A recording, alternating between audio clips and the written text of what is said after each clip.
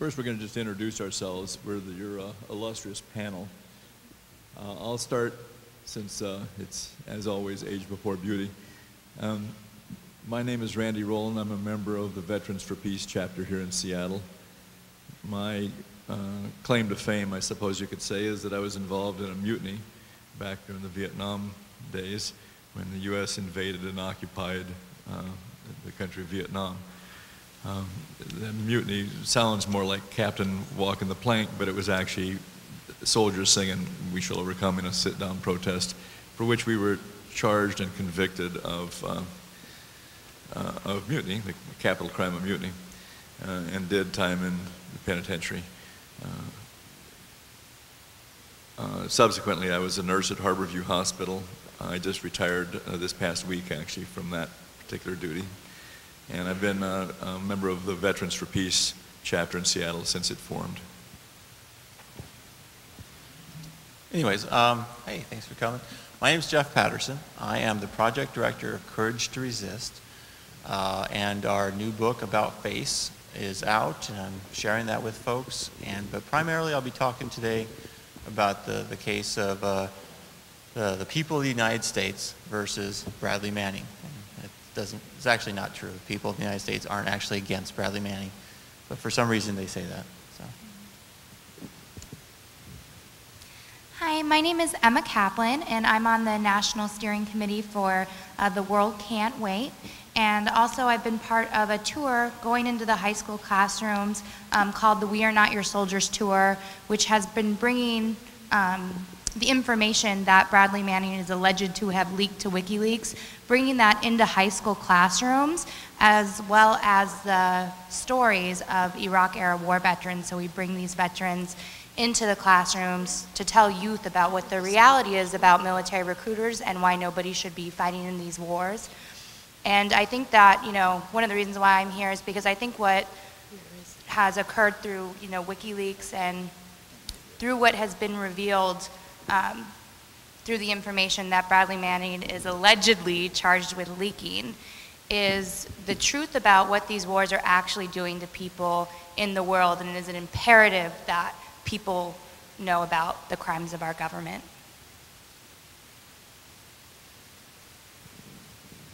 So I'm going to start off. I grew up in a military family and joined the Army thinking it was my patriotic duty, and was actually for the war against Vietnam when I went into the military. And it was only taking care of patients. I was a medic in the Army, and it was only taking care of patients and recognizing their suffering that turned me against the war. The very first thing that turned me against the war was one of my buddies in the barracks was from New York, and so he used to get the Village Voice. He had a subscription to the Village Voice, and I used to, you know, when he was done with it, he'd give it to his bunkmate, me, and you know, and I'd read it and pass it to the next guy. And there was a little thing in there that was called the Individuals Against the Crimes of Silence, and you were supposed to clip out the little coupon and sign it, saying that you would be an individual against the crime of silence, and then you were supposed to mail it in to them and add your name to the roster of those who were against the crime of silence. And it was, you know, that whole thing, you know, first they came for the Catholics, and I wasn't a Catholic, and then they came for whatever, you know. And for some reason that just struck me as, you know, I was sort of moving in the direction of an awakening, and I had gotten that far in my development anyway, and being an individual against the crimes of silence struck me as the right thing. And so I clipped out the coupon and put my name on it and sent it off to some place back east. And then, you know, a month or so later, or whatever, I was, the way it worked, the medics would, in the hospital, we'd eat our lunch in the cafeteria. And I got back this packet from them with more flyers and more things to be signed and whatever. And, you know, it was, we'd go to the mailroom and get our mail and go into the cafeteria, in the hospital cafeteria, and eat. So I'm sitting there opening my mail and, oh, look at this. And I showed it to the next guy, and we kind of passed it down. And next thing I knew, I was in front of the commander's desk, you know, at attention, and he was accusing me of passing out literature on base in uniform, which was true. But, you know, I was so naive, I didn't even realize. I mean, all I'd done is open my mail and showed the guy next to me what it was.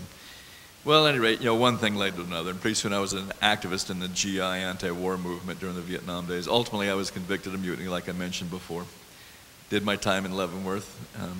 Anybody who thinks that a free the so-and-so campaign can't actually work, I'm living proof that it can work, because there were sit-ins at the Pentagon and protests all the time, and all kinds of things happened. And instead of spending the rest of my days in prison, at a certain point they came to all of us, and within days of each other, and let us out. They had decided that enough was enough, and that they were taking more of a drubbing than we were, and they let us out. And I found myself standing in the town of Leavenworth, Kansas, with a little car coat that marked me more surely as a prisoner than striped clothes would have to the people who live in that community, because everybody that got out of the prison had the same car coat, right? And I had $25 and a bus ticket to go to Kansas City, and it was a weird moment for me, to tell you the truth, just being released like that. But the point is that the movement actually worked. All that stuff that people had done, all those letters, all the protests, all the sit-ins, all the things that happened, the publicity and all the various forms that it worked, it did actually work. And because the original guys, the ones we thought were going to get off easy, got 16 years. I was a ringleader. I had actually been sent into the situation to organize the protests, and they knew I was a ringleader, and so I didn't have a prayer. And I ended up only doing a year and a half. And I even put it on my resume, to tell you the truth, because when I was in Leavenworth, I ran the prison clinic, and I just don't bother to point out that I was a prisoner. And because I was a male nurse, my employers always thought that I was a staff member. So I wasn't exactly dishonest on my resume, but I just let them leap to the wrong conclusion. Well, at any rate, what I really want to talk about, though, is something else that happened during the Vietnam War. And that's something that anybody with any age on them in this audience would know and recognize immediately, and that was the massacre that happened at My Lai, where American soldiers went in and slaughtered, 400 or 500 or 600, whatever it was, Vietnamese people in this certain village. Put them in the ditch, just shot them down, men, women, children, the dogs, the animals, whatever. A lot of you probably know about that. What some of you may know is that there were actually soldiers at that time who intervened on behalf of the Vietnamese people of that village. Not the least of which was Hugh Thompson, the helicopter pilot. He was a spotter helicopter, a small helicopter, and when he realized what the soldiers were doing down below, he actually landed his helicopter and had his door gunner point the machine gun at the American soldiers and said, if they shoot any more of them, you shoot them. And with a standoff, he called other helicopters in, and they rescued whatever survivors there were, and actually evacuated the Vietnamese out of that situation, for which he got nothing but grief from the military for a long time. But not some years ago now, they finally recognized him and gave him I forgot what award, but some kind of a meritorious award for his decent behavior. Point is that he was a human being who, at the right moment, did the right thing. There was another fellow who shot himself in the foot that day in that unit, and just so he wouldn't have to go, and another guy refused orders, and there was other resistance like that, although the day is characterized by the horrible things that did happen. There's another piece to that story, though, because what had happened, this was in Charlie Company, was the one that did this horrible massacre in Vietnam.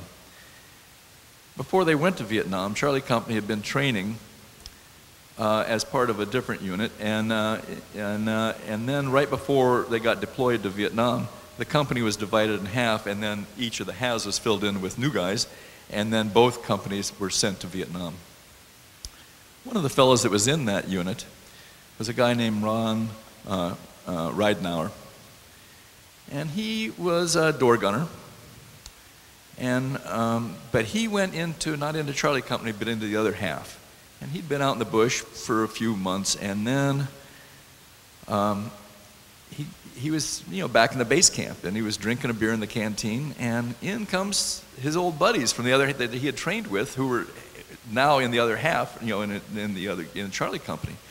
And they all popped a beer, and they're sitting there, and they're telling each other hey, how you been, man? I haven't seen you for a while. And over beers in the canteen, they said, man, you want to know what we just did? We just killed this whole village over here. And they told him the whole story. while they're drinking beer as buddies.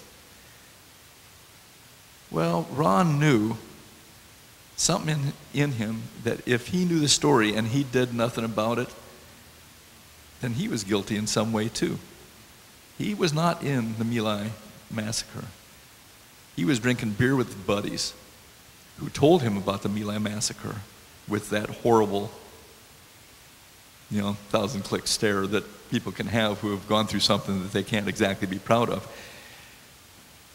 But he knew that once he knew, he had to do something. And so at a certain point, he wrote letters to the Pentagon, and he wrote letters to the congressmen, and he wrote letters to anybody that he could, everybody and their cousin. He wrote letters to all the different magazines, wrote letters to everybody that who you think of to write a letter to tell them that this horrible thing had happened. And how important it was that people should know that this horrible thing had happened. He was driven like a man possessed. And he wrote many, many letters before finally it got a little traction, and eventually the American public found out about the My Lai massacre. Now, he didn't get any awards for that. All he got was grief too, but nobody ever charged him with anything. But the point is that he is an example of what you might think of as an individual against the crimes of silence. All he had to do was hear about it from his buddies while drinking beer to know that he needed to blow the whistle on it, even at the risk of his buddies, because it was misbehavior, it was murder, it was genocide. 500 people laying in the ditch, dead. Except for the few that Hugh Thompson and the other decent people had saved.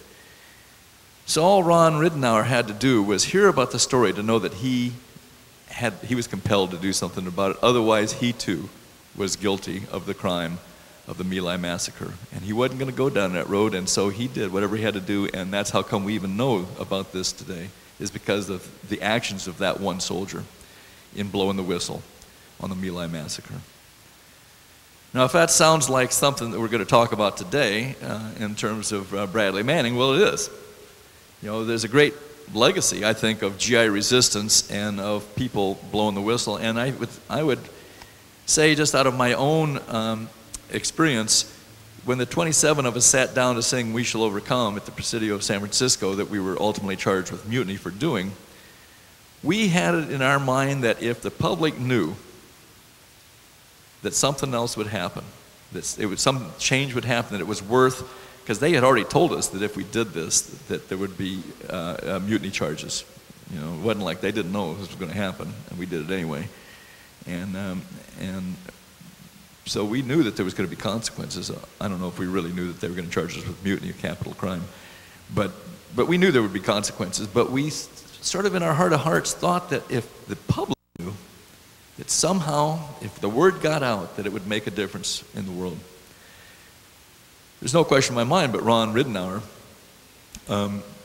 had the same attitude. I know this full well because I got the story from him,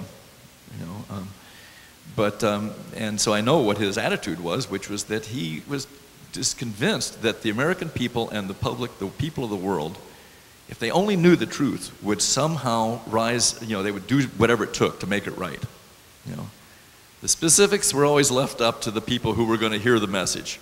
If we could only get the word out.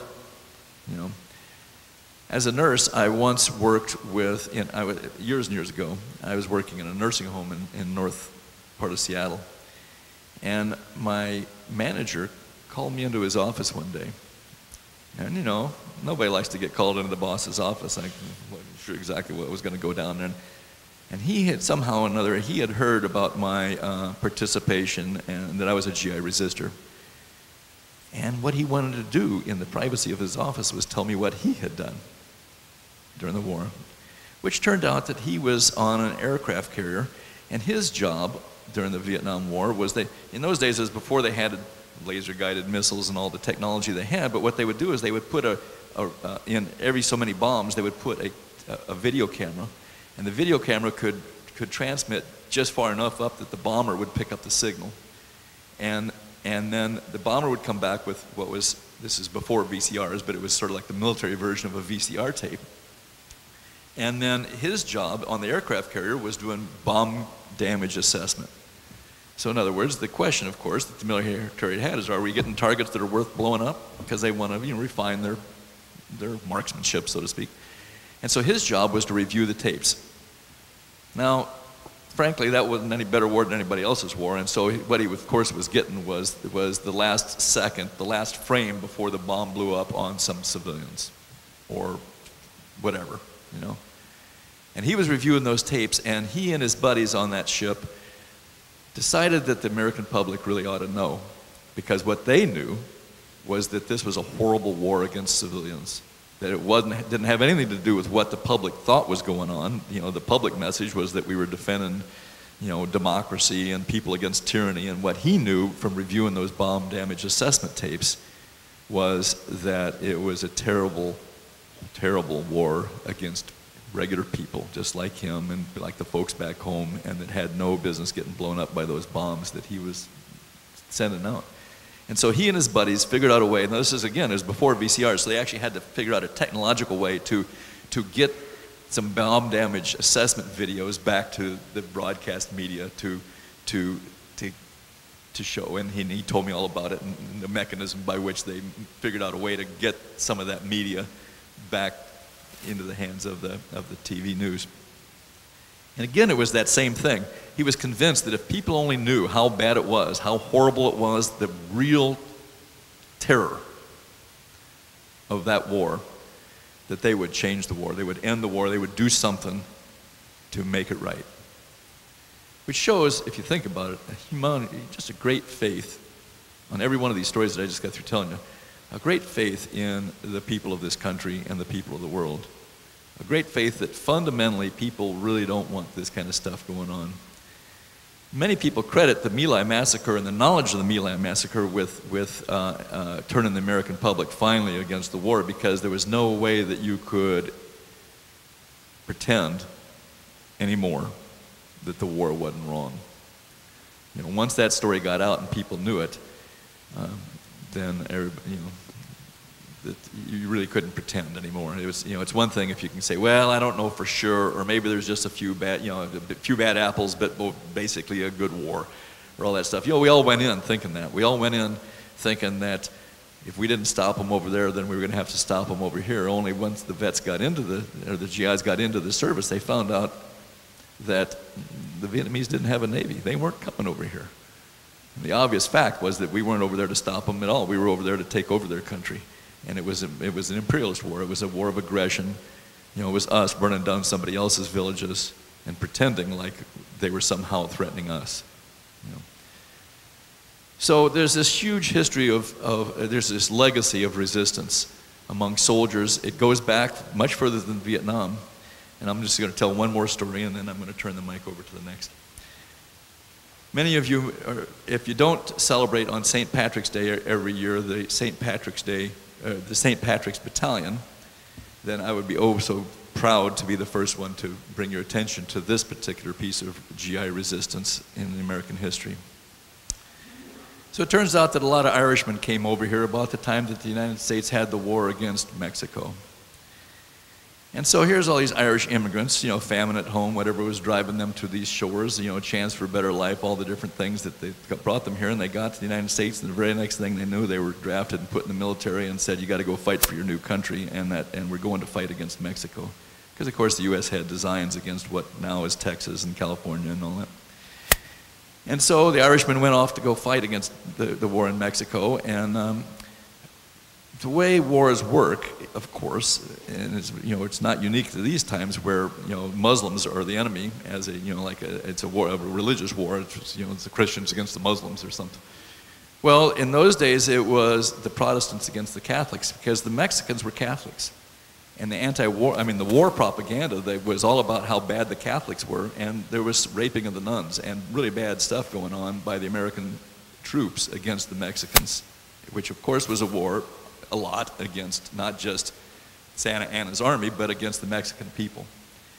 And so there were these horrific things. And so here's these Irishmen get there, and they find out that they're supposed to do all this bad stuff and burn down the church, and they weren't going to go for that. They were Catholics. And so 200 of them deserted the American army and went over to the side of Mexico and fought under the green flag of Ireland on behalf of Mexico. Now the Mexicans didn't know exactly what to make all these red-headed Irishmen who were now fighting for them, you know. And so they mainly put them in the front, frankly, and those guys were the first to charge the battle, and most of them died in battle, and some of them were captured eventually by the American army and hung. Every St. Patrick's Day for me, it's a day to commemorate the St. Patrick Battalion, which was the Irishmen who fought in Mexico against the invading army of the United States. So if you hadn't heard that story, you can. There's a great song about it. You can Google it if you want, whatever, and get all the details. But the point being that there's a long and glorious, in my opinion, history and legacy of resistance. Because almost always these wars really come down to one thing, and that's some rich guy at the top wants somebody else's stuff, and they're going to send some poor soldier. There's an old adage that says that war is a bayonet with a worker on both ends. And there's nothing new about that, and there's nothing different about that, and we're just in the current rendition of it, and the better we can understand that, the more likely we are to do something about it. Bradley Manning decided at his moment, apparently, that he had to do something. That if people only knew the truth, that they would do something about it and try and make it better. And I suggest that that is, if nothing else, that's a grounds for supporting Bradley Manning and doing whatever we can do to make his time better and secure his release. Thank you.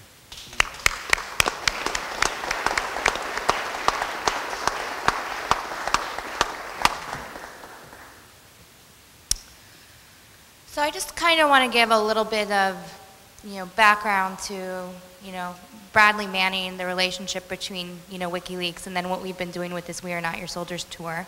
And hopefully I'm not going to overlap with Jeff, but we might a little bit. So on April 2010, there was a video called Collateral Murder, which we're going to show. And it was posted by WikiLeaks. And this video shows footage of the U.S. military gunning down 11 Iraqis, including 2 Reuters journalists and 2 children who are seen in the video who are actually injured by the gunfire. And in the video, soldiers are heard joking about the bodies of the dead.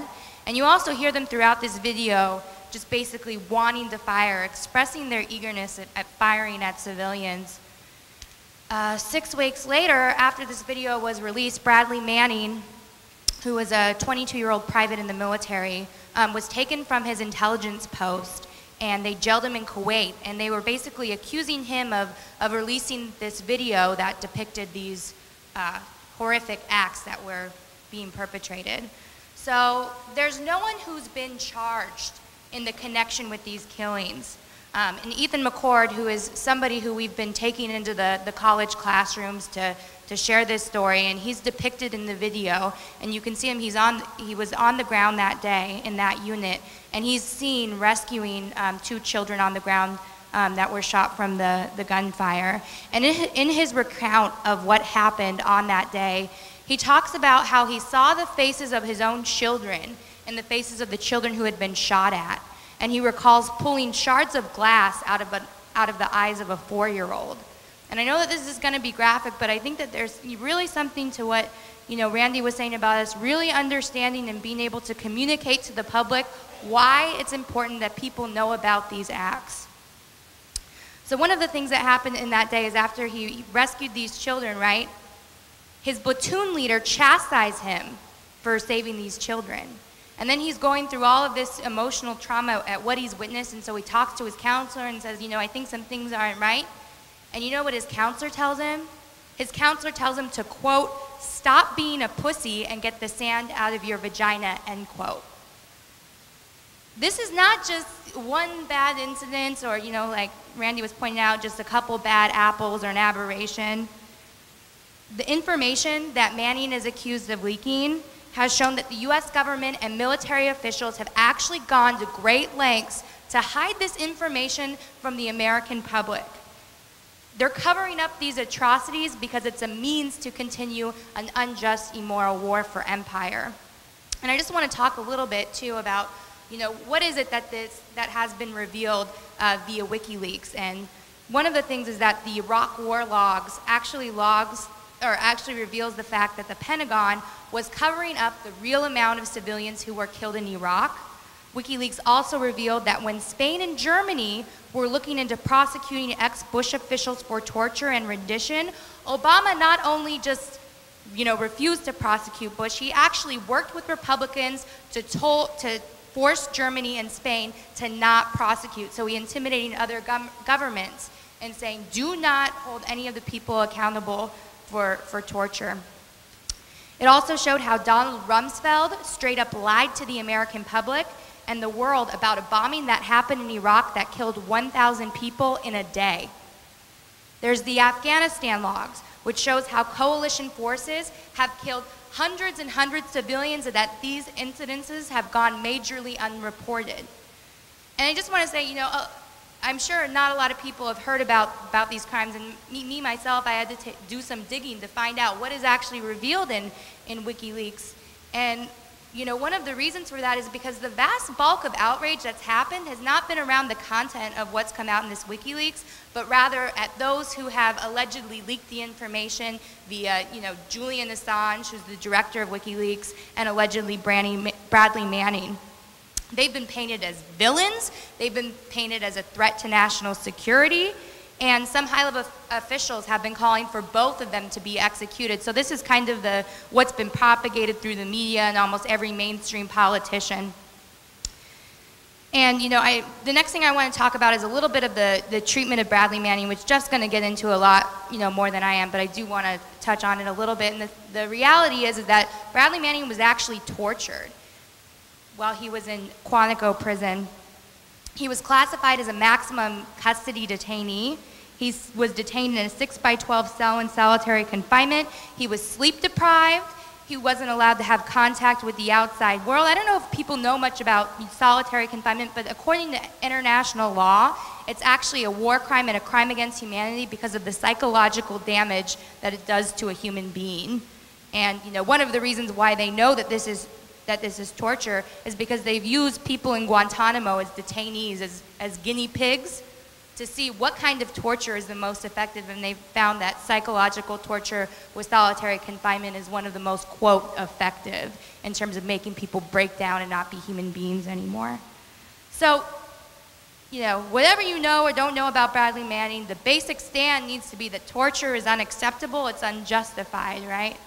And then the other thing is that the question I'm sure that pops into people's minds is, well, why are they torturing Bradley Manning?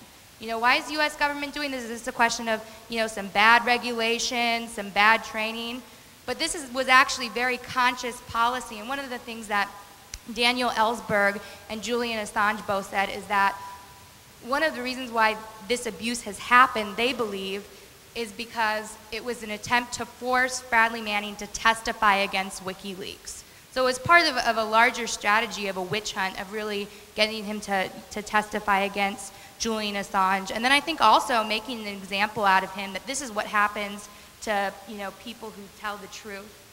And I just want to say too, let's compare and contrast the treatment of Bradley Manning in terms of facing life in prison. He's facing possible execution. Let's compare those charges, right? He's being charged with 22 crimes, which one of them carry the potential for him to be sentenced to death. Let's compare that to the treatment of people in the military who were accused of the Haditha massacre. I don't know if people heard about this, but the Haditha massacre was a massacre that involved members of the military killing 24 civilians, including a 76-year-old amputee in a wheelchair and a mother and child bent over in prayer. Does anybody know what happened to them? The charges were dropped. Not one person was charged with this massacre, but Bradley Manning, who is accused of leaking information that actually sheds the light that these crimes happen all the time, he's the one who's facing jail time. So this brings me to my next point too. Why is it that the government is so threatened by Bradley Manning? Why are they so threatened by WikiLeaks? Why is there this fear to suppress them and and shut them down? You'll hear more about the the repression from from Jeff as well, but I think that one thing is, you know, what Randy was saying about if people knew the truth about the crimes of this government, that they would actually act to stop them. I don't think that that's just positive thinking. I think it corresponds to reality, because that's why the government doesn't want people to know. It's not just that they're undemocratic and they don't like transparency, although they definitely are that, but they have a sense of history, and they know that, you know, that historically when people do know about these crimes, they come out and they act, and that's a big reason why they don't want people to know. And so heck, I think that's even more of a reason why we need to take this information out. The other thing is that, look, everybody knows these wars are costing trillions of dollars, right? The government puts it out to people. They don't care if people know that these monies are costing a lot of money. But what they are hiding from the public is the human cost of these wars, is what they actually look like on the ground, like what, you know, Randy was talking about with the brutality of it, the torture, the killing of civilians, what that looks like. There's a reason why they want that, you know, hidden from the public. And that's why, you know, we in World Can't Wait, we actually, as soon as this footage came out of Collateral Murder, we made a DVD of it with testimony from Ethan McCord, and we immediately started taking it out to the public. We started doing neighborhood showings with VFP on the, you know, on the block up in Capitol Hill, in San Francisco, New York City, all these different places. And we also started bringing this DVD on a tour that was already happening in the United States called the We Are Not Your Soldiers Tour, which is what I was talking about earlier. That brings the Iraq-era war veterans into the classrooms to talk to students. And we would go and we would talk to students about, you know, Bradley Manning. This is why you need to know the truth. This is why nobody should be fighting in these wars. And really that this generation has a responsibility in taking the truth out, you know, to their classmates. And we've learned a lot, and it's been really interesting. And just, you know, one thing a student said after seeing this video is after we have these networks with teachers in the high school, teachers who really care about their students and don't want to see them, you know, kill and die for empire. And so they invite us into their classroom.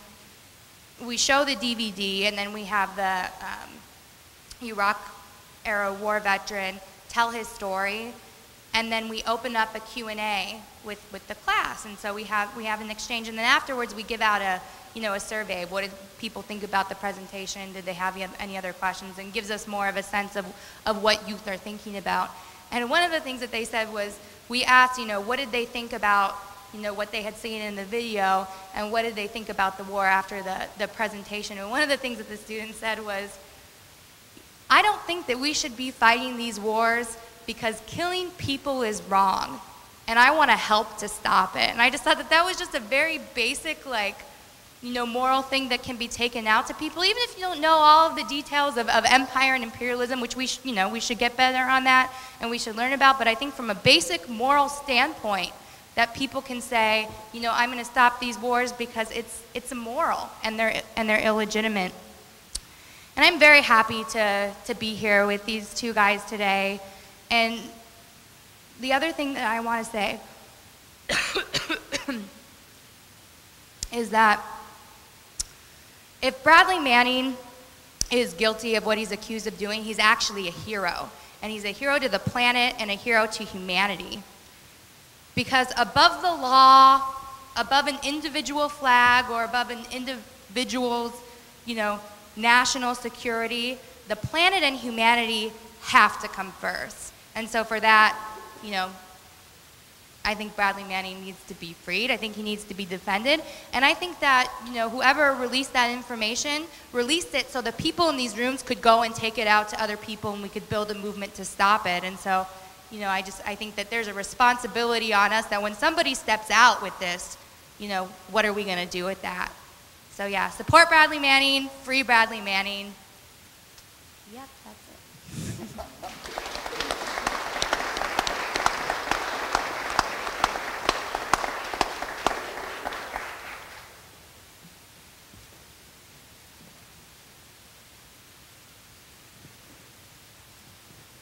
Testing.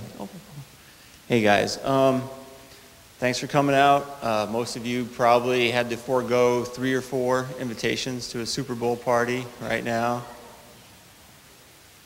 That was a sacrifice. We appreciate that. My name is Jeff Paterson. It's my job to tell you a little bit about the case of Bradley Manning. Emma touched on it. I'm going to touch on a few other things. Bradley Manning is facing the death penalty. More than likely, the prosecution will only charge him with life plus 120 years. If he's convicted, he will serve his full time. If he's convicted to life, he will serve life in prison. At the moment of his death, he'll be automatically discharged from the U.S. Army as an E1. He's an E2 now. Aside from that, he's actually facing 20 years alone for the collateral murder video that Emma talked a little bit about. Since Bradley's facing those 20 years in prison for sharing this one document with us, I'd like to take about 4.5 minutes to show you sort of the highlights of that video.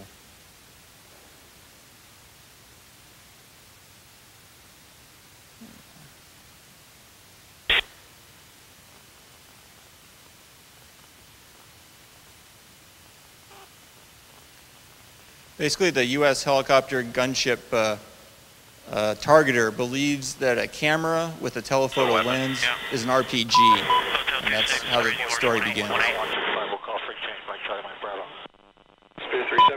White 6, Westmaster 6 Romeo. Roger. Fucking break. Hotel 26 is Crazy Horse 18. Have individuals with weapons. 4 radio. Rio Bands 14. Yep, he's got a weapon too. Hotel 26, Crazy Horse 18. Have 5 to 6 individuals with AK-47s. Request permission to engage. Roger that. We have no personnel east of our position, so you are free to engage over. Alright, we'll be engaging. Roger, go ahead. I can't get them now because they're behind that building. Any Bushmaster element? We got an RPG. Alright, we got a guy with an RPG. I'm going to fire. Okay. No, hold on, let's come around behind buildings right now from our point of view. Yeah, we're going to come around and get him from our eyes on individual with RPG. Getting ready to fire. We will engage. Yeah, we got a guy shooting. Now he's behind the building. God damn it. Speed coming around. Negative. He was right in front of the Brad, about there 1 o'clock. Haven't seen anything since then. Just fucking, once you get on him, just open them up. Okay, Roger. I see your element. You got about 4 Humvees out along this. You're clear. Alright, firing. Line here. When the space line. Let me know when you have it. Or shoot. Light them all up. 202 traffic, 260s. Come on, fire. Hey, Roger. Keep shoot. Keep shoot. Bushmaster 2-6. We need to move time now. Alright, we just engaged all 8 individuals. Yeah, we got 2 birds. We're still firing. Roger. Got him. 6 is a 2-6. We'll move, but we got 13. Oh, I'm sorry. I was done. Bypass. God damn it, Kyle. Alright. I hit him by head.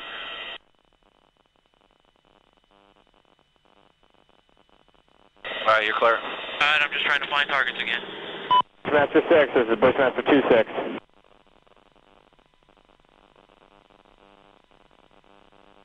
Got a bunch of bodies laying there.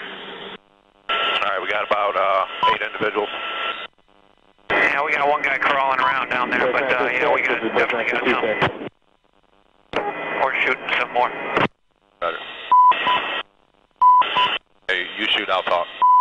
Hotel 26, Crazy Horse 18. Crazy Horse 18, this is Hotel 26, over. Roger, currently engaging approximately 8 individuals, KIA, RPGs, and AK-47s. Hotel 26, you need to move to that location once Crazy Horse is done and get pictures, over. China. Target 20 is the location. The Hotel 26, Crazy Horse 18. Oh yeah, look at those dead bastards. Nice. 26, Crazy Horse 18. Negative, Spear 02 in flight. Free change 74 this time. Spear 02, free change. Nice. Good shoot. Thank you. Roger, we're going to move down there. Roger, we'll cease fire. We won't shoot anymore. He's getting up. If he has a weapon though in his hand? No, I haven't seen one yet. So you guys got that guy crawling right now on the curb? Yeah, I got him. I put 2 rounds near him, and you guys are shooting over there too, so we'll see. Yeah, roger that. Any Bushmaster 36 element, this is Hotel 27, over. Hotel 27, Bushmaster 7, go ahead. Roger, I'm just trying to make sure that you guys have my turb, over. Roger, we got the turb. Come on, buddy. All I gotta do is pick up a weapon.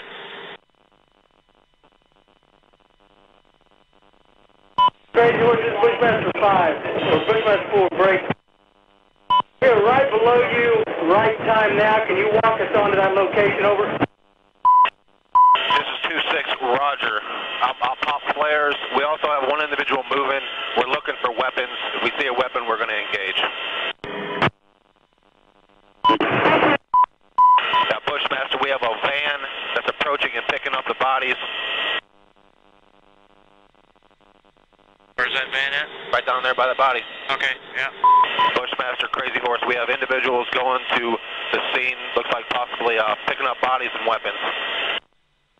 Let me engage. Hey, we need to stop that so we can get down there. We need to Shoot. go south. You see my location? Roger. Break. Crazy Horse 1-8, request permission to engage individual. Picking up the wounded. Yeah, we're trying to get permission to engage. Come on, let us shoot. Bushmaster, Crazy Horse 1-8. We're taking him. Bushmaster, Crazy Horse 1-8. This is Bushmaster 7, go ahead. Roger, we have a black SUV or bongo truck picking up the bodies. Request permission to engage. Bushmaster 7, roger. This is Bushmaster 7, roger, engage. 1-8, engage. Clear. Come on. Clear. Clear. We're engaged as well. Coming around, clear. Roger. Trying to, Clear. Roger, I lost him in the dust. I got him. I'm firing. George, this is Bushmaster 4. You got any BDA on that truck, over? You're clear. This is Crazy Horse, stand by. Not shooting for some reason. Go I ahead. think the van's disabled. Go ahead and shoot it. I got an azimuth limit for some reason.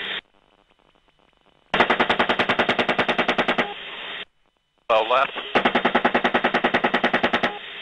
Clear left. Left calling stations at Bradley Element, say again. Roger, it's Crazy Horse. Your lead Bradley just turned south on the road where all the engagements happen. Should have a van in the middle of the road with about 12 to 15 bodies. So then the video continues for a few minutes. Ethan McCord is one of the soldiers that does come upon the scene. As Emma mentioned, he tries and successfully saves the life of the 2 children that were bleeding in the van. The van served as sort of the de facto ambulance for the local hospital. Their ambulance had been destroyed much earlier in the war. Bradley Manning, we say that he's basically facing life in prison for sharing exposing war crimes. And people look at the documents and are like, well, you know, things are bad, wrong, but war crimes, really? And this video is the proof of at least one of these war crimes. The U.S. gunner in that Apache helicopter, about a mile away from the individuals that he killed, those individuals don't even know there's a helicopter in the sky. The Apache helicopter is a state-of-the-art helicopter. It's balanced to make very little noise.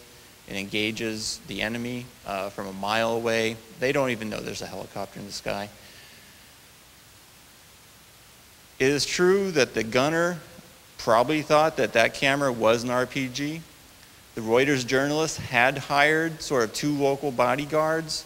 They are carrying like old rifles from probably 40 years old. They are carrying those 2 rifles. And that was all those gunners needed to believe that this whole crowd of people were insurgents. although there were no U.S. forces anywhere in the area. So they engaged, and they died. But when those individuals were wounded, disabled, posing no threat to anybody, bleeding out on that sidewalk, under the Geneva Conventions, it was international law that the U.S. soldiers would then do everything they can to take care of their prisoners of war, move into the place, arrest the insurgents, and take care of them. And there's clear international law precedent. Instead, they found an excuse to kill them.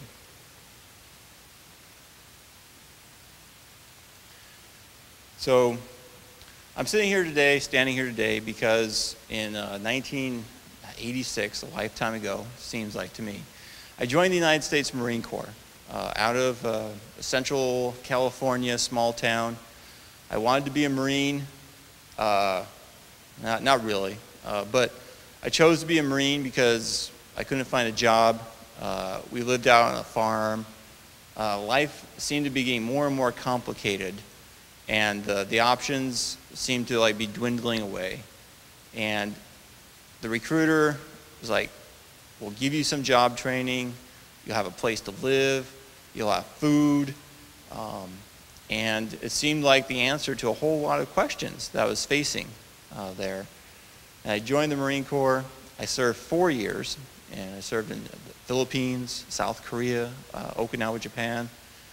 And I over those 4 years, I realized it sort of sucked. And it wasn't what I thought it would be, and we weren't nobly saving anybody's life. And the people in these countries, the ones I just mentioned, really weren't that happy about us being in their land and occupying huge portions of farmland and not really treating the locals with any kind of respect at all. But I did my 4 years. I signed the contract, I told myself, and I was getting out.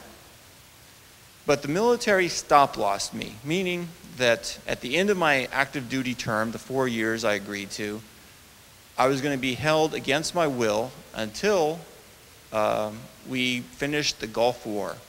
Iraq invaded Kuwait. And again, I'm packing my bags because that's what Marines do. We don't question.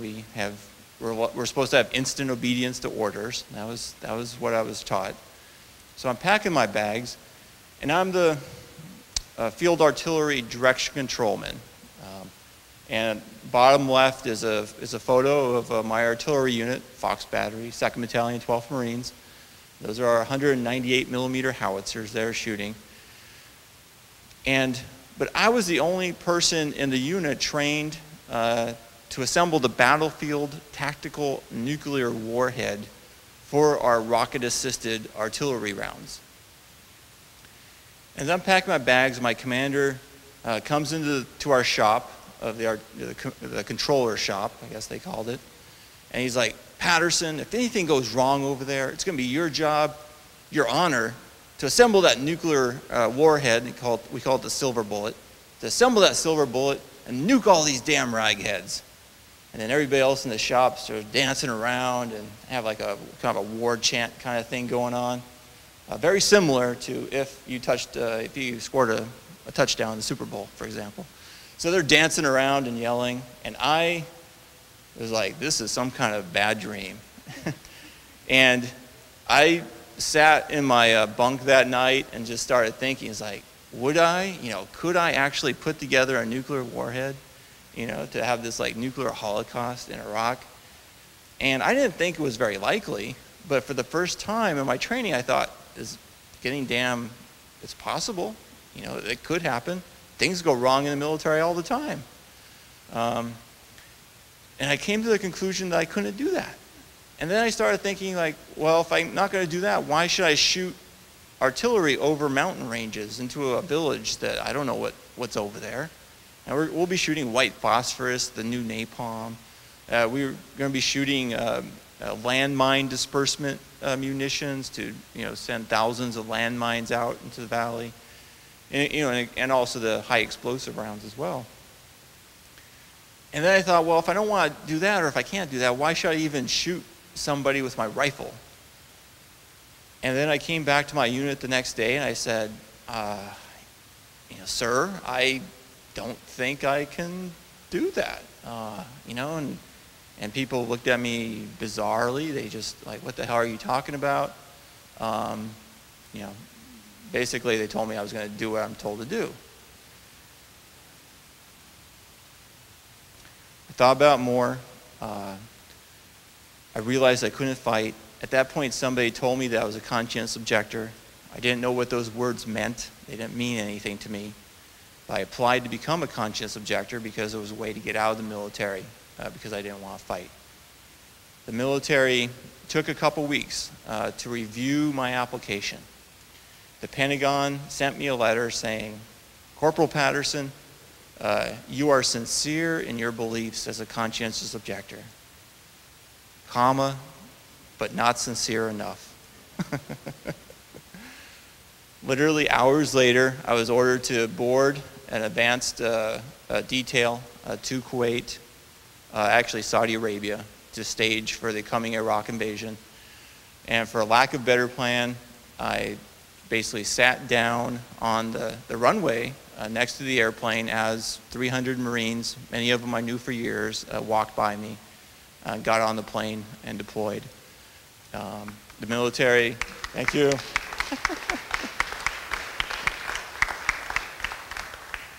So I can tell it's a friendly crowd.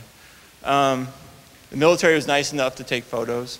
So there's pictures of me sitting down, action shot. And for whatever reason, they left me sitting there. They tried to drag me, that you can see there, but they ended up just letting me sit there and yelling at me for a while until the plane left. And I went to the Pearl Harbor Brig. But as I was taking that drive, as I was being driven in handcuffs to the Pearl Harbor Brig, I actually did realize that I was more free at that time than I'd ever been, as a Marine. I was expecting to go to prison for about 5 years with all the charges against me. But people actually, to my surprise, cared. People in Hawaii started protesting at the military bases in Hawaii because I was at the Pearl Harbor Brig there. They got me a good lawyer. And there was a movement starting to oppose the Gulf War, if you remember it back then before the war started. And the military came to find me as a distraction. And they actually decided, like Randy Rowland, just to kick me out. The trial had started, the trial was underway. And at one point, the prosecution just said, just go home, basically. And to my shock, 4 months later, I was a civilian again. But I was the first of 100 military objectors to the Gulf War that went to prison for refusing to fight in the Gulf War. 300 of us within the military spoke out against the war. And even if you've seen Sir No Sir and the FTA movie, and now we have Iraq Veterans Against the War, sometimes I feel left out of that little forgotten resistance. So I'm just reminding you today. And this was a newsletter I was editing in the early 90s about those objectors that were sent to prison for a couple years. The photo of this cover depicts a dozen U.S. Marine reservists who en masse, they were all part of the same unit, Marine Reserve unit out of the Bronx in New York, who en masse joined together to refuse to fight and took sanctuary in a church in the Bronx. And that's something we actually haven't seen to this day since. So I protested the sanctions on Iraq that killed 1 million Iraqis. It didn't affect Saddam Hussein at all. And we had other causes, justice, peace causes, but eventually I moved on. I got a real job, settled down, was pretty comfortable with my life, and wasn't really looking to be an activist. But then U.S. troops, again, after we invaded Iraq for the second time, started refusing. The first was Lance Corporal Stephen Funk. And because he was sort of in San Jose and I was in Oakland, down in California, myself and some other folks got together and we did a free Stephen Funk committee. We got him an attorney. We raised money to pay for his fees. We did protests for him. And Stephen did end up doing 6 months in prison, but he had support. Soon afterwards, there was sort of a flood of objectors. We had Navy seaman Pablo Paredes. He sat down on a pier in San Diego to refuse to get on his ship to ship out to the Persian Gulf. Staff Sergeant Kevin Benderman and Staff Sergeant Camilo Mejia, picture on the bottom right there. On the same day, in 2 different parts of the country, spoke out against the war and were court-martialed about that same time. So there were many of us that realized we didn't want to have to do a separate defense campaign for each individual resistor. So we got together and started thinking of a group that could support all these resistors and not recreate the wheel every time. And we met in a coffee shop, and for months we talked about how to support people. And it took us months of coffee shopping to come up with the name Courage to Resist. And we had a really, sort of homegrown Courage to Resist organization. Mainly, we worked on the West Coast, but we traveled to Germany to support objectors there, Agustina Aguayo, for example. But it wasn't until a young lieutenant named Aaron Watada came to us and said, I have a plan. I think the Iraq War is illegal, and I want to try to do something to let the American people know that it's illegal, to not be able to just ignore this fact that our troops, my troops, are deploying to an illegal war. And it was with working with Aaron Watada that Courage to Resist became a full-time project, that we hired our staff, and I've been on staff with Courage to Resist since early 2006 to help Aaron Watada's campaign.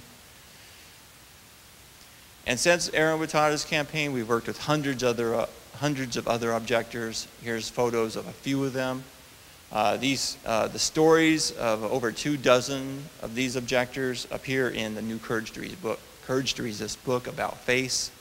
I know many of you already bought the book as you're coming in. Thank you. Photos of objectors while they're facing trial, when they're being released from prison and being welcomed by their communities back home are depicted in this book. And our work continues today with the Individual Ready Reserve program that I was stop-loss, meaning I couldn't leave the military at the end of my term. Many people are allowed to leave at the end of their term, but then are involuntarily recalled back to the service under the IRR program. So people serve in Iraq, survive, get married, get out, get married, have a child. A couple years later, they get a letter in the mail. We need you one more time. And we've helped hundreds of these objectors make an informed decision of whether to refuse or to accept, to understand the consequences of both. And I believe, I'm sure at least 100 individuals have made the choice to refuse to return to duty because they had the facts and not just were intimidated by the Army. And just like in Vietnam, we've had hundreds of objectors go abroad to refuse to deploy. Today we're working with Andre Shepard, who is in Germany, photo bottom left there, who is in Germany applying for political asylum from the German government.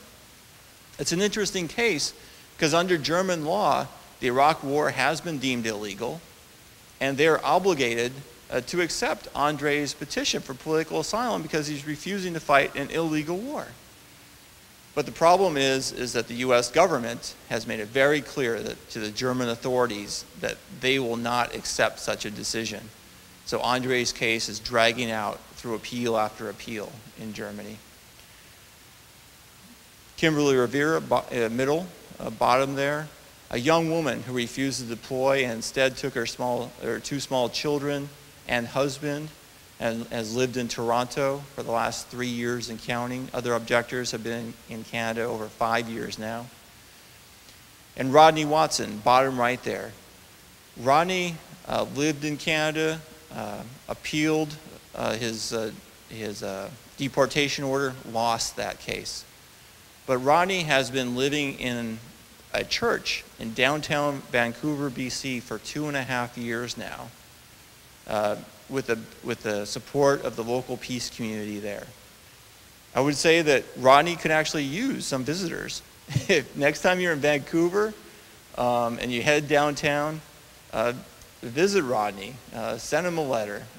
You know, he's not that far from here. He could use your help. If anybody's interesting, question and answer, I'll get that to you. I don't remember it, or else I'll tell you. Courage to Resist has had a pretty good record of doing the unexpected, of winning cases. I expected to go to prison for 5 years. People protested. We got attorneys. I didn't go to jail for 5 years. Lieutenant Aaron Wattada on MTV, on CNN, refused to fight, defiantly laid out how the Iraq War was illegal, was court-martialed.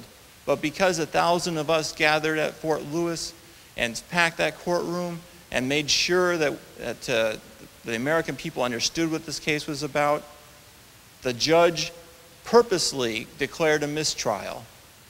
And because of that, we were able to get a federal judge to rule to retry him would be a violation of the Constitution's prohibition on double jeopardy. And Lieutenant Aaron Wattada is now out of jail, and he never spent a day in jail, and he's out of the Army today and trying to get on with his life, and he expects to start law school soon. Pablo Paredes, I mentioned, I was in that courtroom, and Pablo was found guilty of not getting on that boat, but a military judge ruled that Pablo's objection to the war in Iraq was legitimate, that Pablo had a reasonable basis to believe that the war was illegal, and so he gave Pablo no jail time, and Pablo was out of the Navy within a couple months after that. So unexpected things do happen if we care and we get people that support. Those stories in the Courage to Resist book. In the last chapter of this book, we have the story of Ethan McCord, who pulled those children out of that van and who is one of Bradley Manning's biggest supporters today. Bradley is being charged with a collateral murder video release. We saw part of that. With the Iraq war logs, tens of thousands of battlefield reports from the battlefield. Each single one of these, maybe not that important historically, but when you put them all together, we have a very clear picture of how U.S. troops operated, the civilians that were killed, and our government was keeping very detailed counts of how many civilians were killed while they were telling us that we don't do body counts anymore. In Afghanistan, the same kinds of things. The Guantanamo assessment files, because of Bradley Manning and his alleged release, we know that the majority of prisoners held at the U.S. base in Guantanamo, Cuba, were innocent of any crime. The captors knew that, and those that were innocent were believed to be low-level operatives that were swept up along with hundreds of others in Iraq and Afghanistan, sometimes just because their neighbor wanted to see the other neighbor disappear so they could farm their land or had a grudge against the guy. One case in particular that's outrageous is the U.S. held a reporter from the Al Jazeera news network. They held this man at Guantanamo for 2 years. They tortured him. Within weeks of him being at Guantanamo, they realized and they knew this individual was innocent of any crime, but they continued to keep him at Guantanamo because, in their words, they, quote, wanted to learn more about how Al Jazeera operated. This man was held at Guantanamo, tortured, simply because they were curious about the Al Jazeera news network. And Bradley is accused of releasing U.S. State Department cables that have been very embarrassing to the State Department, and because of these cables, we know things such as the Haitian people were passing a minimum wage law for the first time in Haiti, and it was expected to pass. No problem. There was no opposition. But the U.S. Embassy was working with U.S. corporations to put an end to this minimum wage law because U.S. companies wanted that cheap labor. They didn't want to have to pay that extra 10, 15 cents an hour. And they successfully killed the minimum wage law. We know that U.S. tax dollars were going to contractors operating in Afghanistan. These contractors were holding child sex parties for the warlords in Afghanistan that we were trying to become friends with. The warlords were very moral men. They didn't have sex outside of marriage, but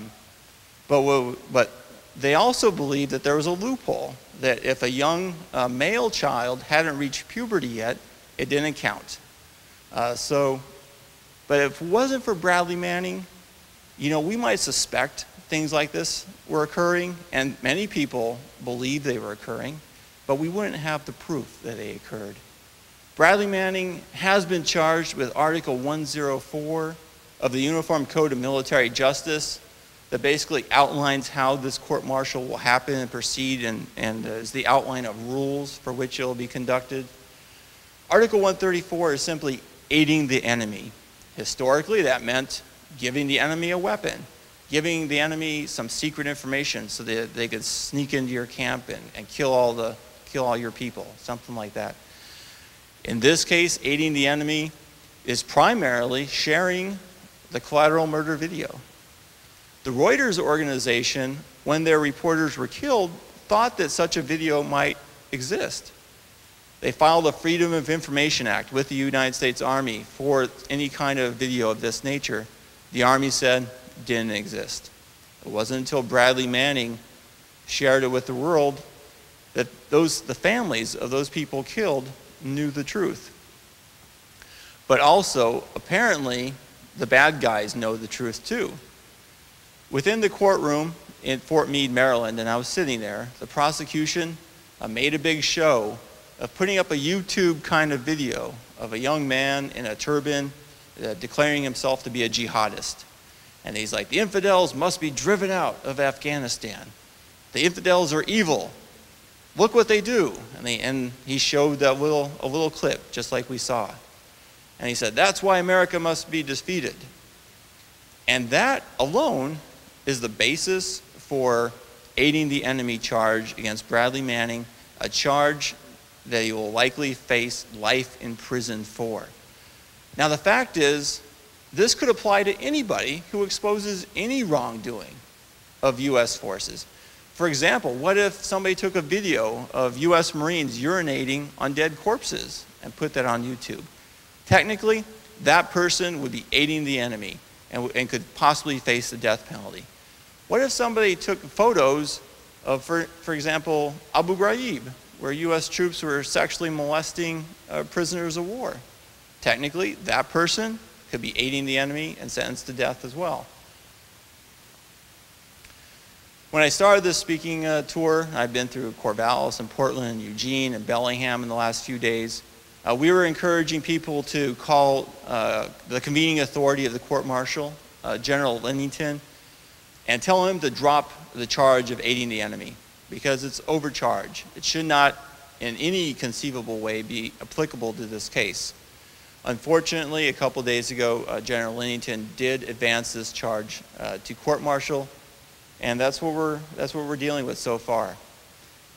How did Bradley Manning even get access to all this information? Well, he was a military intelligence analyst stationed in Iraq, and it was his job to sit in a dark room 8 hours a day to look at just this kind of footage. He's been arrested in May 2010, and he was transferred to Quantico a couple months later. Those of us that began the Bradley Manning Support Network in those first weeks, we were pretty damn happy that he was transferred out of the Middle East to the U.S.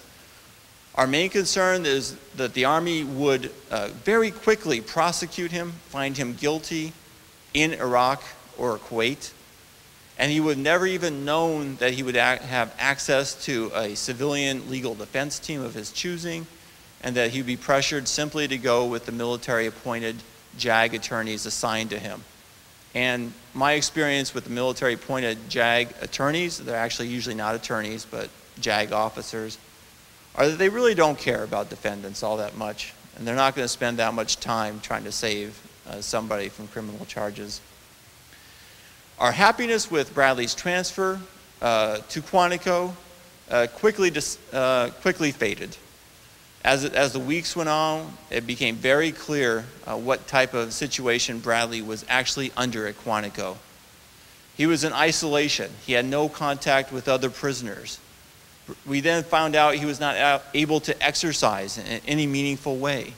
They took him in shackles from his cell to another cell and told him to walk around in circles while he still had the shackles, and said that was his exercise. At one point, he had gone over 3 weeks without ever seeing natural sunlight, never saw the sun, was never allowed outside. He was not allowed to talk to other prisoners. He was not allowed to talk to the guards. The Marine Corps declared that they were very concerned about Bradley's well-being. And they were so concerned about Bradley's well-being is that they ordered the guards to watch him closely and every 5 minutes go up to his cell and yell, "Are you okay?" Bradley Manning had to answer yes. Every 5 minutes, 14 hours a day, weeks at a time, his primary interaction with any other human was every 5 minutes, "Are you okay?" He had to answer yes.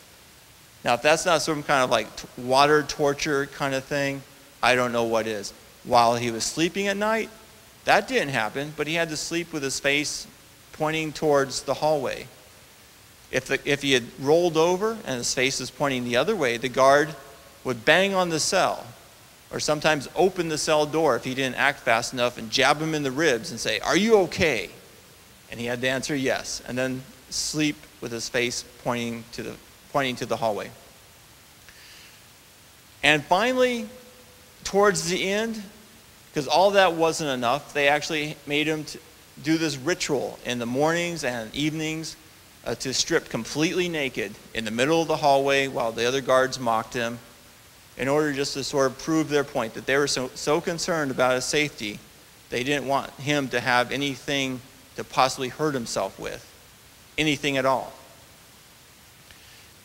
Now, not only is this outrageous, not only was it a form of torture, it was completely illegal.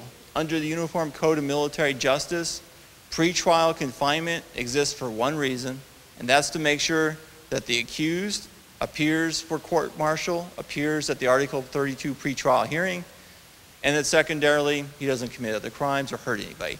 That is why pretrial confinement exists.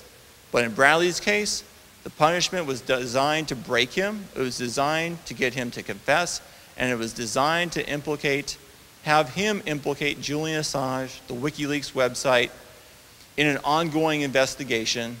There's a grand jury impaneled in Alexandria, Virginia, that is doing everything it can to make a case for the extradition of Julian Assange and put him on trial here in the United States. And they wanted Bradley to be part of that effort. But people actually cared. Veterans for Peace like myself and hundreds of other people went to the White House on May 19th of last year. And we blocked the gates and we were arrested en masse, nearly 200 of us or so, maybe 130, I forget. The very next day, some of us just got out of jail. We went to Quantico and locked down in front of the Quantico Marine Base.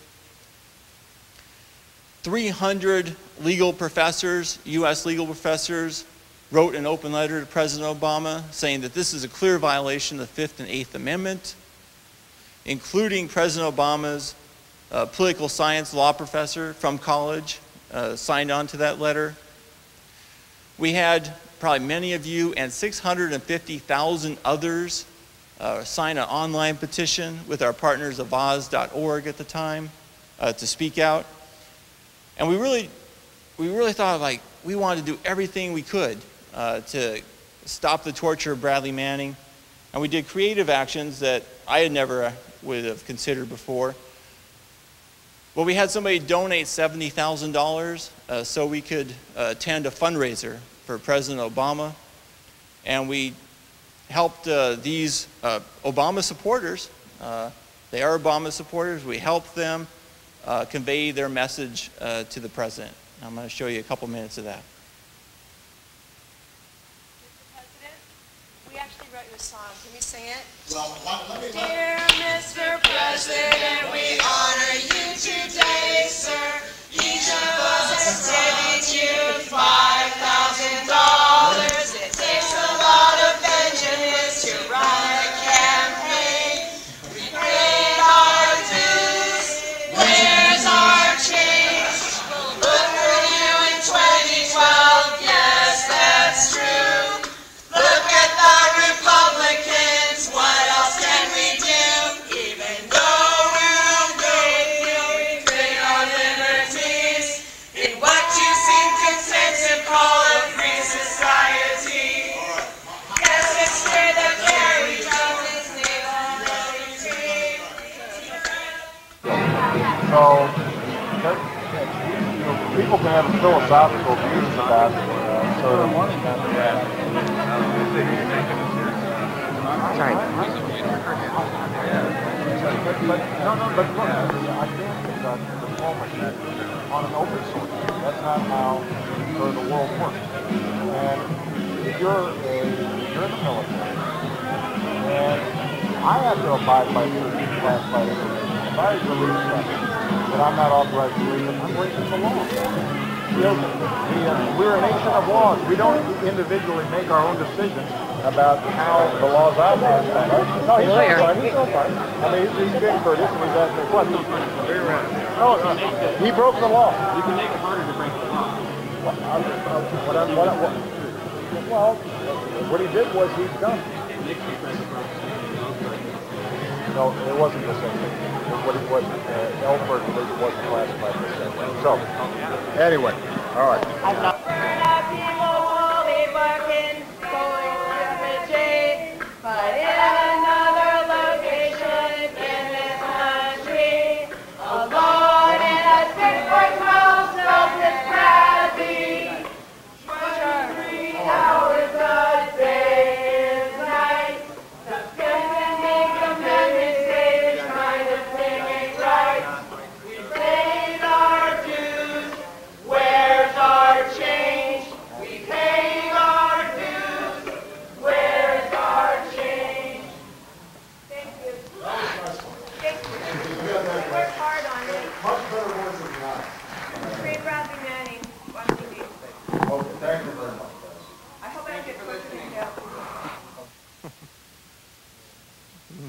Well, $5,000 times 14. Yeah. No one event changed Bradley Manning's conditions, but all those events put together, I think, made the difference. And within 48 hours of this fundraiser, Bradley Manning was transferred out of Quantico to Leavenworth. And he's been held at Leavenworth for the last 9 months and counting, but under conditions that are similar to the rest of the pretrial detainees there. He's able to exercise, he's able to read books from the library, and his visitors have not been restricted. So he is in prison, and that sucks, but he's not being tortured. And that's basically because people like you cared enough to take action.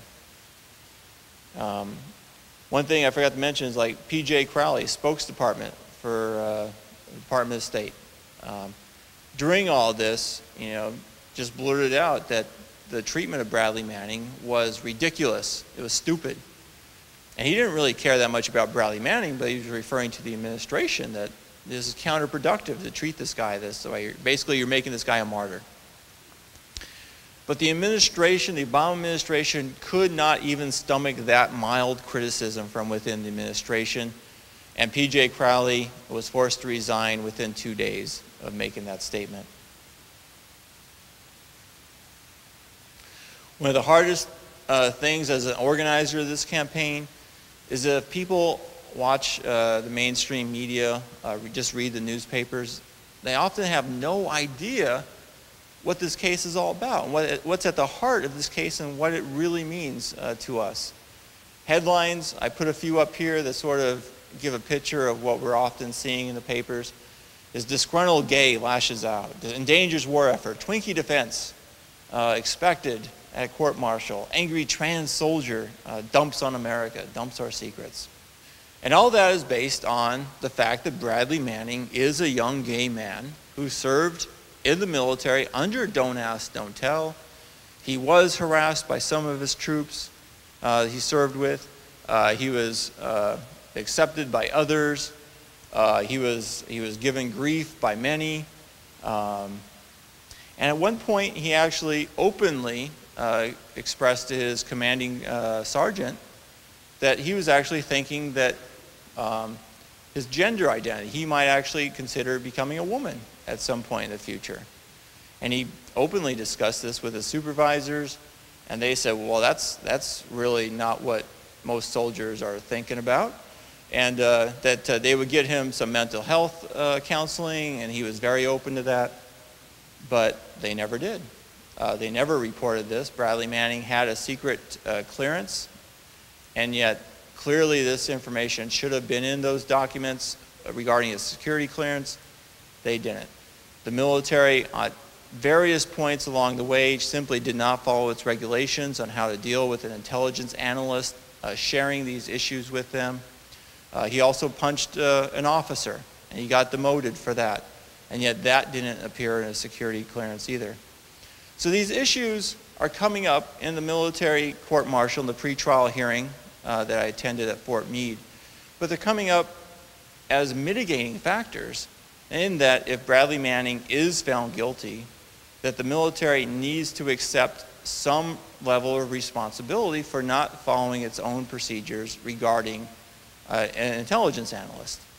But these are mitigating issues. They're not going to have any effect on whether he did or didn't do it, and they have certainly no bearing on the motivation of why he might have done this. And the prosecution, the defense, nobody is contesting the issues of what his motivation was.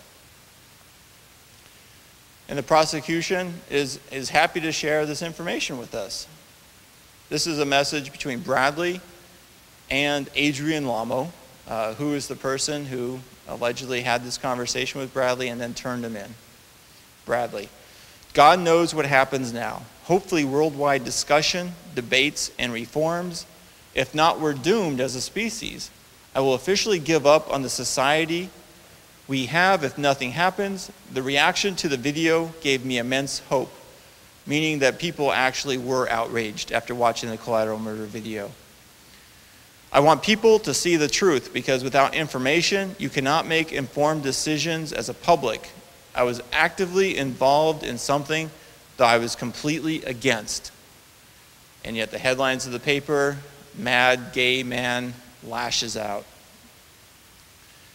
The message that is attributed to Bradley Manning to have accompanied the Iraq war logs that were anonymously sent to WikiLeaks. Bradley Manning: this is perhaps one of the most significant documents of our time, removing the fog of war and revealing the true nature of 21st century asymmetric warfare. Have a nice day. Again, there's no doubt in my mind what Bradley's motivations might have been in releasing these documents. Emma mentioned it, but it's worth mentioning again. Bradley Manning is facing life in prison for sharing the truth, while U.S. Marines, 5 and counting now, who have admitted to systematically slaughtering Iraqi civilians in their homes, in their beds, in Haditha, have been given no jail time at all. Nothing. Bradley Manning, a whistleblower in the classic sense, who's received no benefit, expected to receive no benefit from sharing this information, facing life. It's important to note that the documents were overclassified in the first place. This is an argument that the defense is fighting to make. It's fought to make in the Article 32 hearing, and will continue fighting through the court-martial. The documents were overclassified. These should not have been classified. Under current law, classified documents can only be classified if there is a strong likelihood for top secret, or a likelihood that they will endanger lives or significantly negatively impact foreign policy.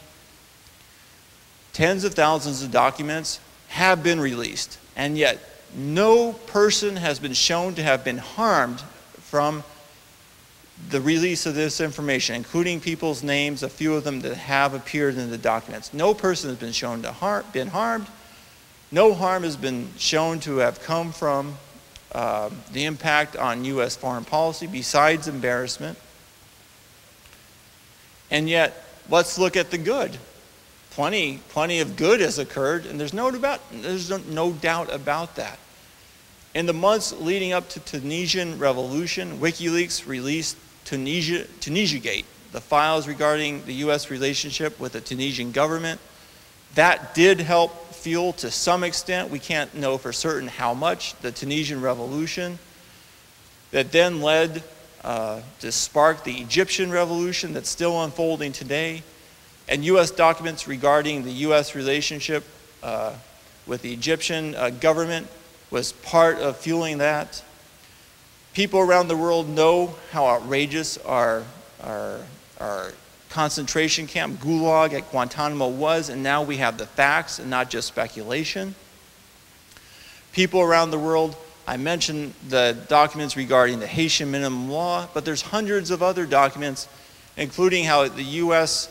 government was discussing with other liberal countries how we needed to make a bigger show of cutting back on greenhouse emissions, of how they wanted to have a joint face of a more green policy in this regard, but also saying we're actually not really going to do anything. The corporate interests are going to trump this, but we need to make the public believe that we care about these things. And maybe most importantly, last year, December 31st, was the end of the Joint Forces Agreement between the United States and the Iraqi government that was the foundation for our continuing occupation of Iraq. President Obama was fighting very hard to extend that Joint Forces Agreement with Iraq to allow up to 50,000 U.S. troops to remain in Iraq. And that was going to happen until WikiLeaks released the Iraq war logs. And then all of a sudden, opposition lawmakers and people in Iraq had the proof of what U.S. troops were actually doing in their country under conditions of immunity from any prosecution. They were immune from international law, U.S. law, or Iraq law. That's why they were able to kill innocent civilians without having any repercussions. The Iraqi people and the Iraqi government was forced to say, okay, U.S. troops can remain, but you have to have them responsible to some law, Iraq law, or even international law at least. And the U.S. government, U.S. Army said that's a non-starter, ain't gonna happen. We are not gonna have U.S. troops accountable to any international court.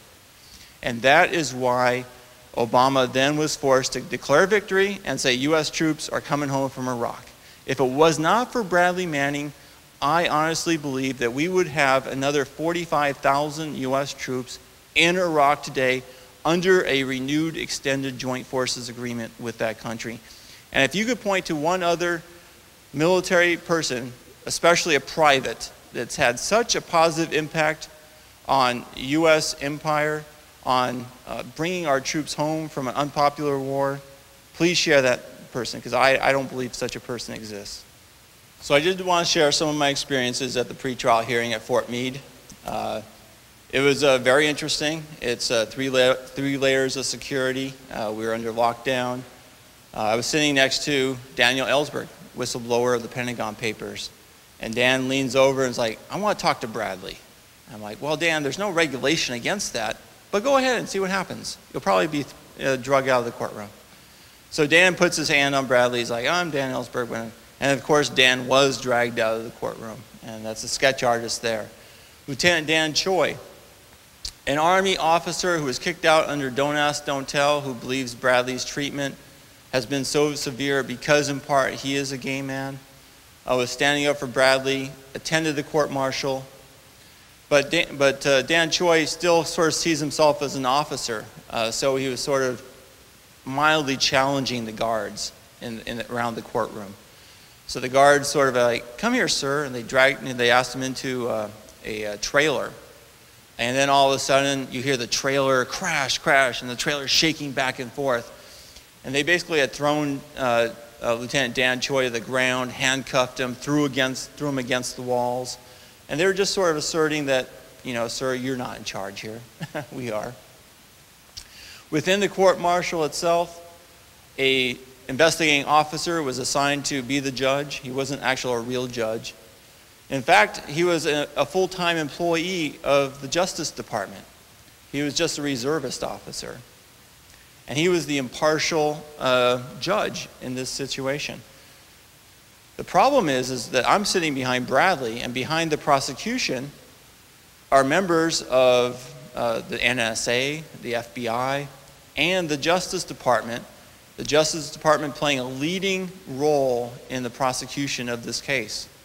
So you have the Justice Department prosecuting Bradley with the help of military JAGs, and you have a full-time employee of the Justice Department claiming to be impartial in the proceedings.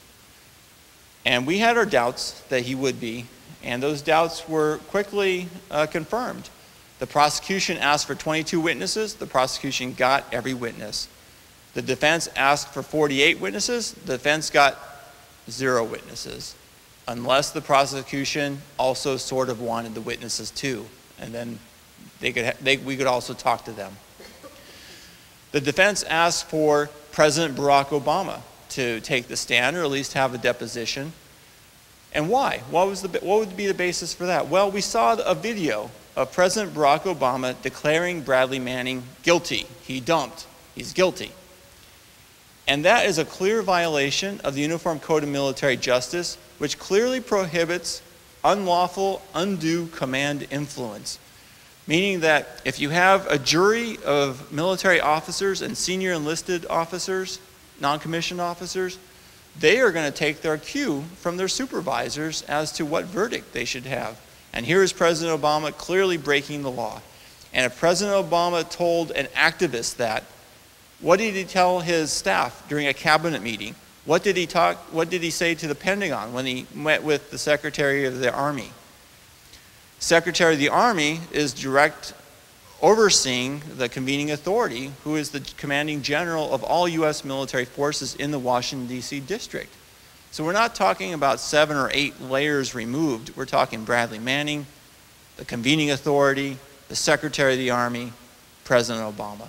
So there's every reason to believe that President Obama had made similar comments in the past, and he should, by law, have to clarify his comments in that regard. Secretary of State Hillary Clinton has been saying 2 very different things. That this is the worst release of information ever in history. On the other hand, she says, not so bad, kind of embarrassing, no big deal. Bradley Manning's life is on the line. Shouldn't she have to clarify which it is? Is it the worst thing that's ever happened, or is it simply a little embarrassment because the truth came out? The Bradley Manning Support Network, our promise to Bradley was to fund the legal defense of his choosing, and we have done that. Him and his family chose attorney David Coombs, who has hired his own team of forensic evidence experts, death penalty mitigation experts, and we have paid $150,000 in legal bills so far with your help. With those legal bills paid up, we are now focusing on public education, outreach, and supporting international activists around the world. The court-martial is coming up because the charges have been referred to court-martial about 3 days ago. We're expecting a court-martial date to be set next week, a week after that, the latest. And if you can, come out to Fort Meade, Maryland with me for that court-martial. We had 300 people come out there in December on 16, 17 days notice, the week before Christmas, and I think we can get about 1,000 people next time. Part of it was we sent out chartered buses to occupy encampments along the East Coast, and some of them traveled 2 days to join us out there in Fort Meade. And if you can't come, be one of the hundreds of international solidarity events that are going to be happening to coincide with that court-martial, to tie in the local with the national news. And I think Seattle will be a great place to have a similar event. We need to raise about at least another $100,000 to continue doing what we're doing with the defense effort. Half of that would go to the remainder of the legal expenses. The other will go to things like our full-time media consultant who fights with the media to get the real story out day after day. We're doing billboards. We're doing this ad in alternative newspapers around the country. It's currently running in the New York Independent and the East Bay Express around where I'm at. You can take your own photo, upload it, and you too might become a poster person for Bradley Manning in one of these ads and posters that are running around the country. A couple months ago, Rage Against the Machine held a festival, a music festival in the LA Coliseum. 50,000 people came. And right before Rage Against the Machine took the stage, we were able to play this video on the Jumbotron.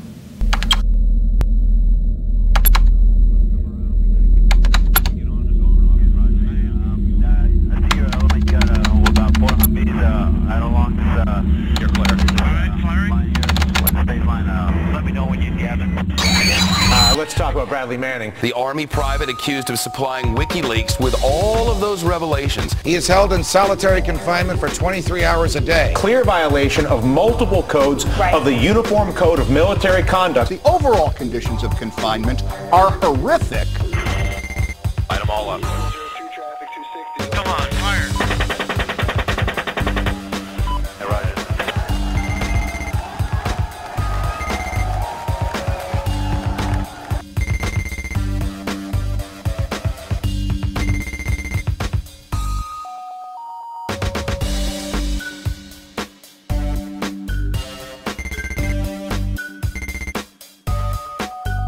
I know a little bit about whistleblowing and making sure that those folks get protection.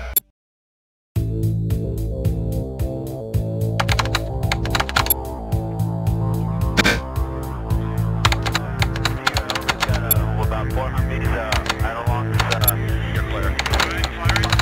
What's the state line now? Let me know when you...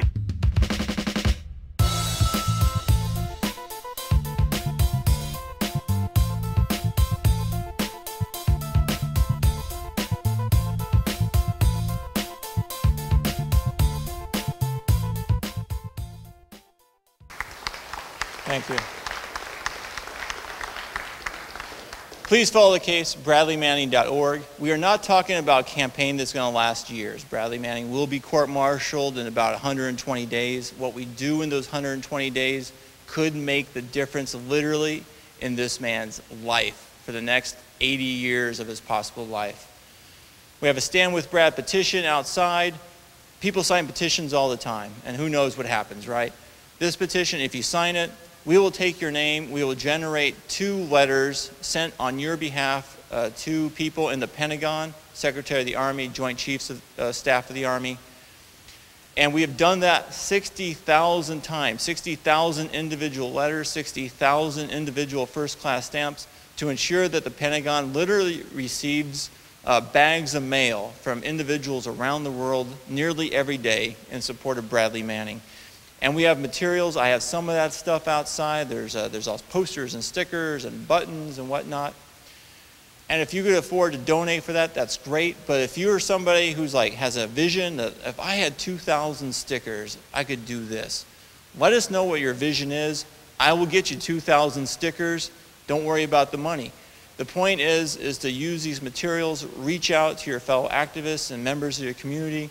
And we really, again, we have like about 100 days to save this man's life. Please sign the petition, become a local organizer, share our campaign materials. I mentioned quickly that we have about $100,000 to raise. We're probably not going to do that with the people in this room alone, but I am hoping that you will contribute and being part of that $100,000. And so far, we have raised $400,000 for Bradley. And we provide an expense report that's updated monthly in case you have questions or whatever and you have problems with we spent too much money on posters or something, you can have that problem. But the numbers are out there. We do take every dollar seriously, and that's basically the pitch. Please help us finish this campaign to do everything we can for Bradley before his conviction, so no matter what happens at the end, we're not second-guessing ourselves. If only we would have done something else. And we are the underdog here. the odds are against us, but I wouldn't be doing this if I didn't think there was hope. I wouldn't be doing this if I didn't think that it really does matter. We have made a difference. If it wasn't for us so far, Bradley Manning would be vilified as a traitor, a modern-day Benedict Arnold that sold our secrets to the enemy, even if he got no money for that sale. But because of us, there is the truth. It's out there, and we just need to make more people see that truth. And that's what this campaign's about. If you want to make a check out to the Bradley Manning Defense Fund, please do so, but to Courage to Resist, which is the fiscal entity that's overseeing the defense fund. Credit cards are fine. We have those slips out there. And if you want to donate later, bradleymanning.org. We have people full-time updating that website to make sure that people can follow the case day to day, if you care to do so. Thank you for caring enough to forgo the Super Bowl today. I'm interested in seeing who won, but really it's two East Coast teams. I'm from San Francisco. The 49ers are not playing. I don't care. But thank you again for joining us today.